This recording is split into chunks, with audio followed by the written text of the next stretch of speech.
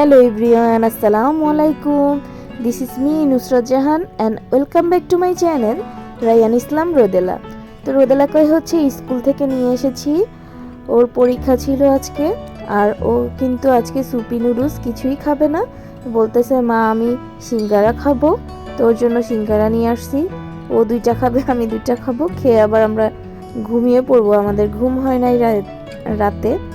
তো এই তো কিছুক্ষণ ঘুমানোর পরে ওর বাবা দেখি 1টা বাজে যে এই বাজারগুলো নিয়ে আসছে, গলদা চিংড়ি আর হচ্ছে লেয়ার মুরগি। সেটাই রান্না করার জন্য আমি উঠেছি এবং এগুলো কেটে কুটে নিব পরিষ্কার করে। তো সুন্দর করে রান্না করে নিব। আর আমার কাছে এই মুরগিটা অনেকই মজা লাগে। তো ভালো করে কিন্তু আমি কষিয়ে নিচ্ছি সবগুলো মশলা দিয়ে। আর পুরোটা মুরগি নিয়েছি আমি। এই মুরগি কিন্তু অনেক মজা, পুরো দেশি মুরগির মতো একটু মজা লাগে। তো এই জন্য আমি যেহেতু পোলাও রান্না করব, তো আমি 2টা আলু দিয়েছি।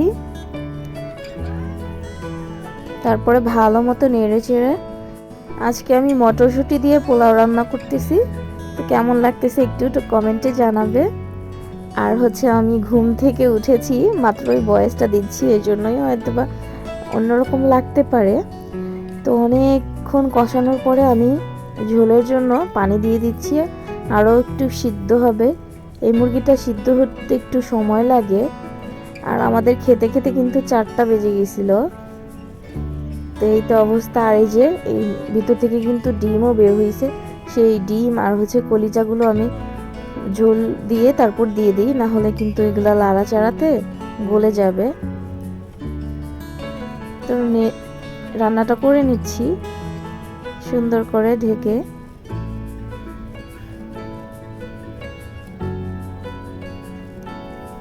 তো ফাইনালি আমার রান্না কিন্তু হয়ে গেছে সম্পূর্ণ। দেখো কতটা অসম্ভব সুন্দর হয়েছে, আর কালারটাও কিন্তু অনেক সুন্দর হয়েছে। আর এখানে আমার পোলাও রান্না হয়ে গেছে একদমই। আর এই তো আমি সালাদ আর একটা কাঁচা আম কেটে নিয়েছি। কাঁচা আম খেতে আমার খুবই ভালো লাগে।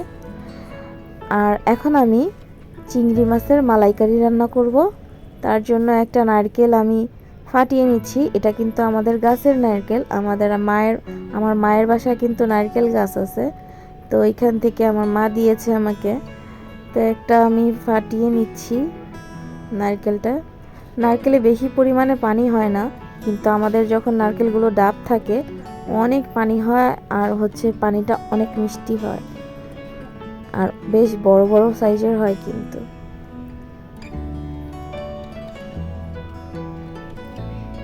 তা আমি একাই ফাটিয়ে নিচ্ছি। আর নারকেলটা ছিলে দিছে আমার ভাই, একদম সুন্দর করে ছিলে দিছে।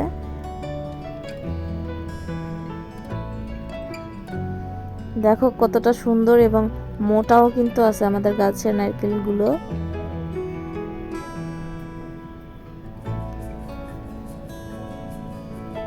এগুলাকে ভালো মতো আমি কুড়ে নিয়েছি হাতের দিয়ে, মেশিন দিয়ে, কি বলে এটা।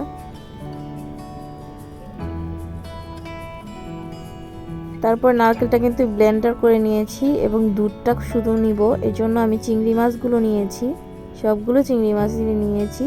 তারপরে একটা প্যান বসিয়ে তার ভেতরে সয়াবিন তেল দিয়ে দিচ্ছি। এরপরে চিংড়ি মাছ হলুদ মরিচ দিয়ে লবণ মাখিয়ে নিয়ে এগুলো একটু ভেজে নিব। বেশিক্ষণ ভাজার দরকার নেই, এই পিঠ আর ও পিঠ একটু কালার হলেই উঠিয়ে ফেলবো।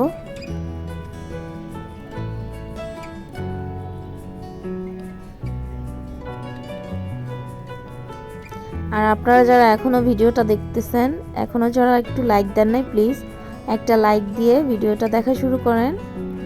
আর যারা এখনও চ্যানেলটা সাবস্ক্রাইব করেনি, প্লিজ আমার চ্যানেলটা একটু সাবস্ক্রাইব করে দিবেন।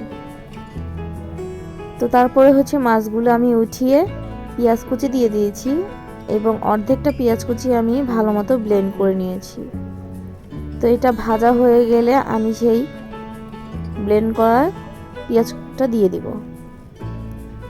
তো আমার প্রায় ভাজা হয়ে গেছে, এখন সম্পূর্ণ সেই বাটা পেঁয়াজটা দিয়ে দিয়েছি। এখন এটাও ভালো মতো করে ভেজে নিতে হবে, না হলে কাঁচা পেঁয়াজের একটা গন্ধ আসবে। তো ভালো মতো নেড়ে আমি কষিয়ে নিচ্ছি। তো তো আমার কষানো প্রায় হয়ে গেছে, ওই ভাজা হয়ে গেছে, দেখো একদমই কিন্তু শুকিয়ে গিয়েছে। তো এর মধ্যে আমি হলুদের গুঁড়ো, মরিচের গুঁড়ো আর লবণ আর কিছু অ্যাড করব না, যেহেতু চিংড়ি মাছ, এই জন্য আমি আদা রসুন কিচ্ছু দিব না, যার কারণে চিংড়ি মাছের ফ্লেভারটা কিন্তু নষ্ট হয়ে যাবে। তারপরে এটাকেও, মশলাটাকে আমি ভালো মতো কষিয়ে নিচ্ছি। আর আমি টক দই দিব, টক দইটা দিয়েও ভালো মতো নেড়ে চেড়ে নিব।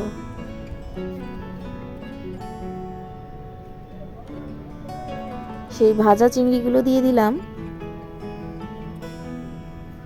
আর এই যে দেখো একদম নারকেলের দুধ, ফ্রেশ দুধটা আমি চিপে নিয়েছি, নারকেলটা ব্লেন্ডারে ব্লেন্ড করে তারপর হাত দিয়ে একদম চেপে চেপে দুধটাকে বের করে নিয়েছি।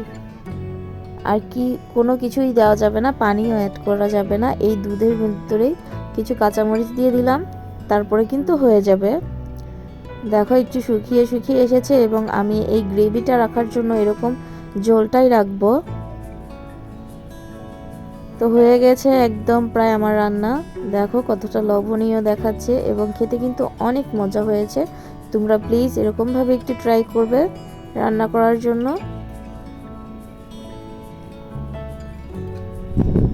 সবাই কিন্তু আমরা এখনই খাওয়া দাওয়া করে নিব। খাওয়া দাওয়া শেষ করে, এটা হচ্ছে রাতের বেলা, রোদেলাকে পড়াচ্ছি আর ওর বাবা হচ্ছে একটা কোক আর 2টা চিপস নিয়ে আসছে রোদেলার জন্য। তো আমরা জিল্লু জিল্লু ভিডিও বানাচ্ছিলাম ওই জিল্লু মাল দিয়ে। তো সবাই ভালো থাকবে, সুস্থ থাকবে এবং আমাদের জন্য অবশ্যই দোয়া করবেন। আল্লাহ হাফেজ।